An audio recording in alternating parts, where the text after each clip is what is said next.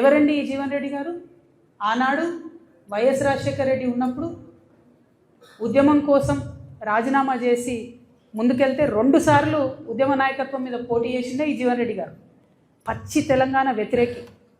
రాజశేఖర రెడ్డి ఉంటే చాలు నాకు తెలంగాణ ఎందుకన్న వ్యక్తిన. అంటే రాజకీయ పునరేకీకరణ పేరుతోని తెలంగాణ వ్యతిరేక శక్తుల్ని తీసుకొచ్చి తెలంగాణ పునర్నిర్మాణ యజ్ఞం చేస్తామని చెప్తే ఇక ఒక్కటే అర్థమైంది నాకు, 1000 ఏళ్ళైనా బీఆర్ఎస్ పార్టీ మారదు.